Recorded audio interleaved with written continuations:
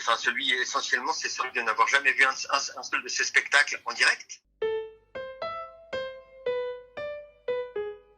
J'ai vu le soulier de satin en captation. J'ai eu la chance de la découvrir au Théâtre Chaillot en 2017. C'était Vitesse. Alors j'ai vu le soulier de satin d'Antoine Vitesse en 1987 au Festival d'Avignon. en intégrale. Je l'ai quand même vu un peu par erreur. À cette époque-là, je suis allée 3-4 fois à Avignon. C'était un peu un hasard. Mais bon, je voulais absolument, c'est sûr, voir le soulier de satin de Vitesse et j'ai vu la première. Claudel était un auteur catholique.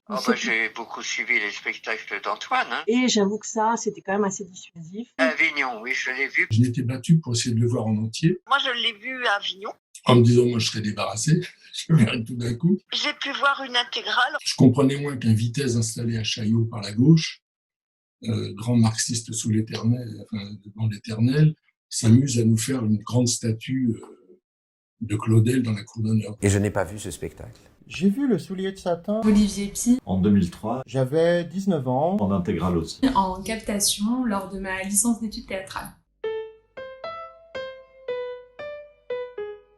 Prouès-Camille, l'ange gardien. Prouès qui donne son soulier à la Vierge. La scène de la lune à l'avant-scène. Bon, j'aime beaucoup aussi la lune, bien sûr, l'ombre double. Elle était sur le balcon, dans la cour d'honneur, avec l'ogive gothique au-dessus d'elle. Puis l'annoncier, la première scène. La danse nocturne de Jo Barbara. L'apparition de l'ange gardien. Cette fameuse scène 13, la séparation de Rodrigue et de Prouès. Les dernières retrouvailles entre Prouès et Rodrigue. J'avais le sentiment qu'il y avait des scènes qui avaient été revitalisées, enfin, qui étaient par l'interprétation et par la mise en scène d'Antoine. C'est quand même la scène qu'on attend pendant toute la pièce, vraiment. Dominique Valadier dans le rôle de la lune. C'était une scène absolument superbe.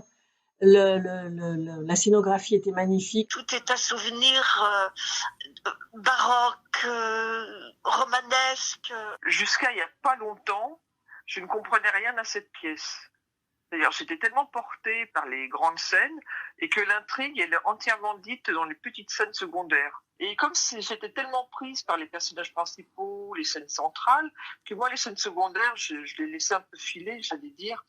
Et je comprenais rien.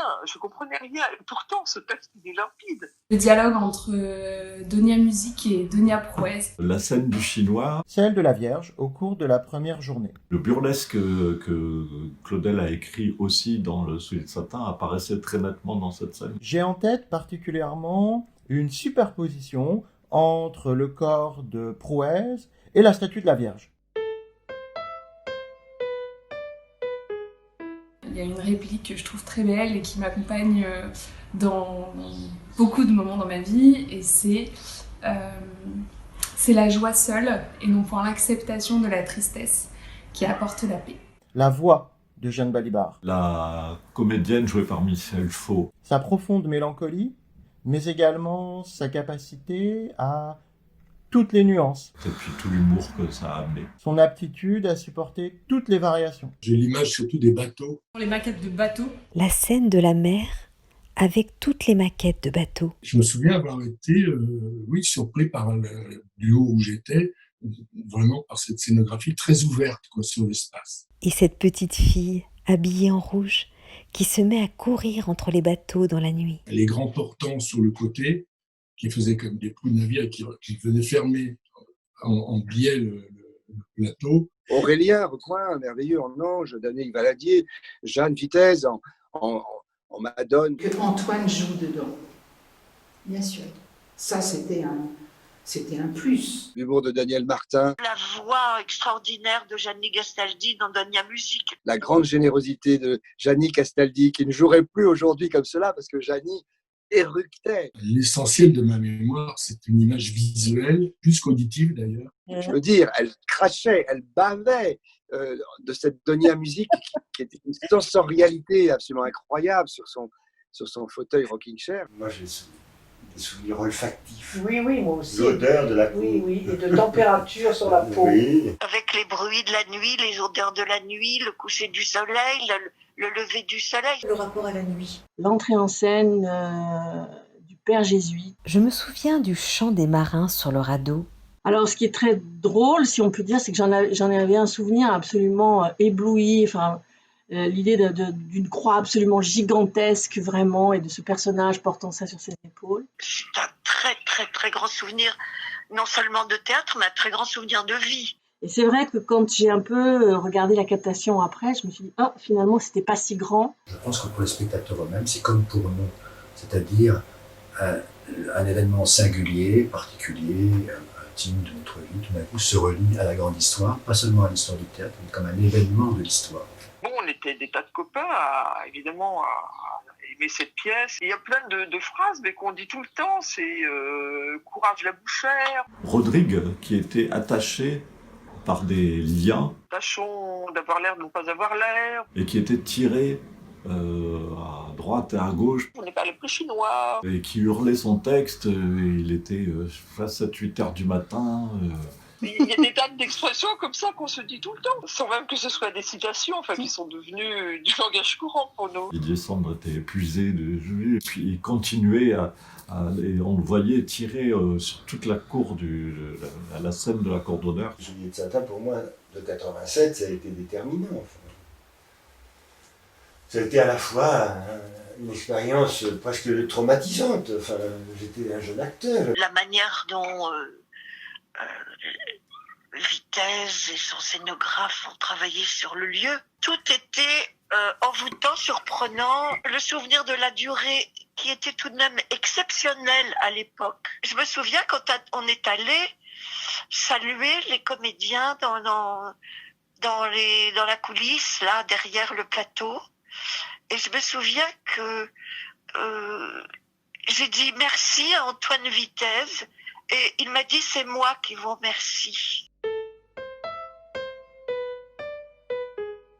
Ce qui m'a marqué, c'est la variété de la mise en scène avec les différents moments, les différents types de théâtre qui étaient montrés. L'expérience d'une alternance entre, d'un côté, une profonde jubilation, un vrai plaisir. C'est la première fois que je voyais une mise en scène d'Olivier Py, donc voilà, j'ai beaucoup aimé son esthétique. Et de l'autre côté, des moments de profond ennui. La dimension spectaculaire qu'il a attribuée à ce spectacle-là. Je suivais beaucoup plus, c'était plus une expérience intellectuelle et théâtrale forte. Tout cela mêlé à une fascination, parfois effrayée, pour le mysticisme presque fanatique de la pièce. On regardait cette captation sur un écran de télévision de mon père, qui avait une petite Sony à l'époque, et un écran qui est, à mon avis, moins grand qu'un four à micro-ondes actuel. On commençait à 10h le soir, à peu près à l'heure où commençait le spectacle, et on s'arrêtait le matin, au petit jour. Et on se distribuait des croissants. De ne pas l'avoir vu dans la cour est un immense regret, parce que quantité de gens m'ont raconté ce que c'était que le début du Soulier, dans la nuit, vers 22h, avec encore les martinets. Je crois qu'il n'y avait pas un enthousiasme extraordinaire pour les deux premières représentations fractionnées. Encore à ce moment-là, on a du mal à se le dire aujourd'hui. Imaginez, Claudel était poussiéreux dans les années 80, 85. Claudel était lointain de nous. C'était un homme catholique, avec la fameuse phrase pourvu qu'il n'y ait pas la paire quand on parlait du Soulier de Satin, etc. L'idée quand même, c'était on va voir le spectacle, mais bon, si on s'ennuie, on s'en va, quoi. Le public, lui, on sentait que 50% pouvait verser d'un côté comme de l'autre. Je pense que j'y suis allé reculons, et comme tout ce qu'on voit à reculons, on le voit mal. Les gens étaient attentifs, disons, à que pensait l'autre. Vous voyez, c'était une chose qui se faisait un peu comme ça. Quand ça a repris pour la 3e journée, on est quand même tous allés voir si les gens étaient restés.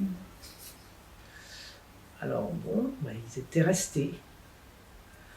Et puis bon, la fin de la 3e journée, mère ne m'abandonne pas, etc. Grande coupure de 1 heure, collation pour le public, pour nous, soupe, repas. Vont-ils rester Et puis au début de la 4e journée, c'est pas le tout, mais est-ce qu'ils sont Ils sont là. Tout ce qui, je pense, a été un peu déterminant, c'était le côté un peu aventure de cette histoire. C'est-à-dire que c'était vraiment tenter quelque chose et il fallait pas rater cette expérience-là. Ils étaient là. Et alors là, on me souvient d'un sentiment de chair de poule absolument incroyable. D'abord par la longueur du spectacle. Oui.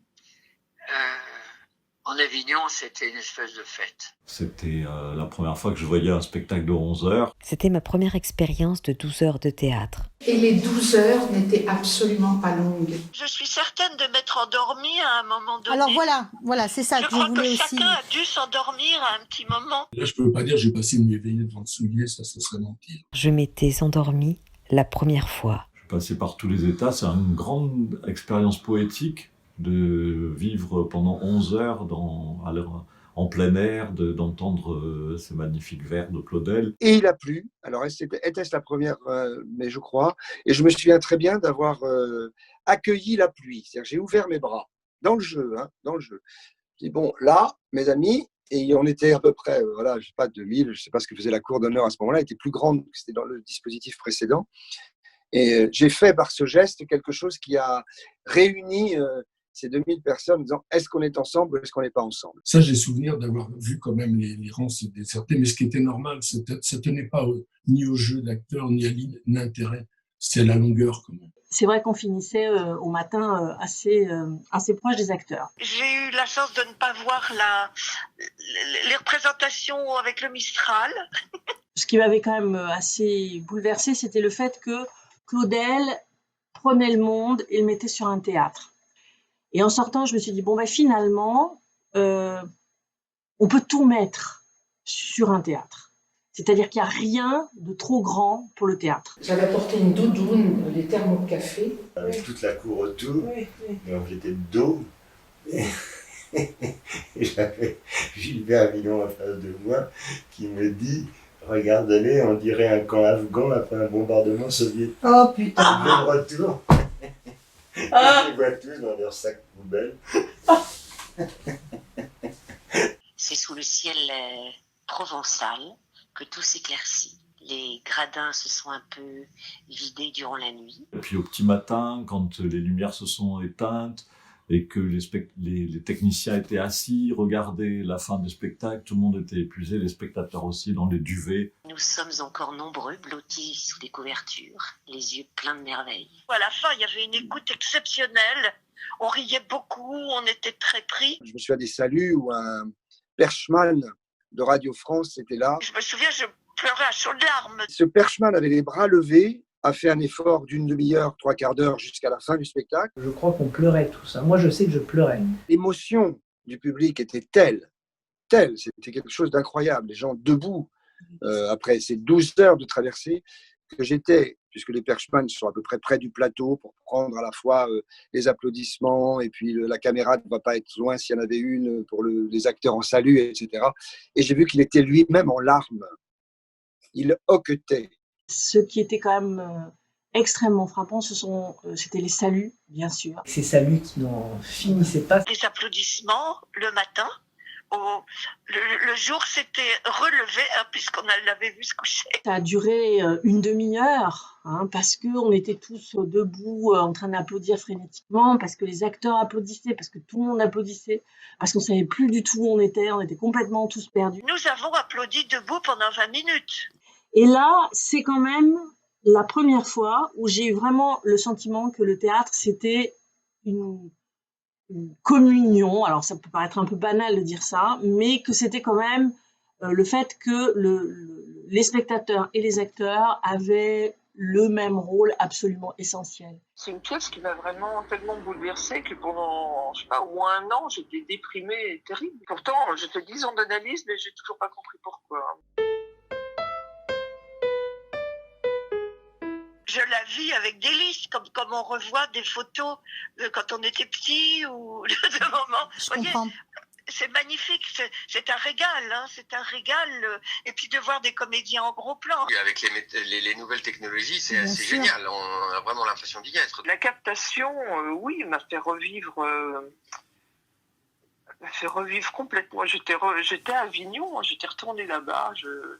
Je voyais presque les étoiles et la lune et le vent. Rafraîchir ses souvenirs, revivre des moments et voir des expressions qu'on n'avait pas pu saisir, c'est magnifique, hein, c'est un travail indispensable. Je ne me suis pas endormie une seule fois. Pas une seule fois, j'ai dû le voir, alors ces dernières années, j'ai dû le voir au moins 20 fois, 25 fois.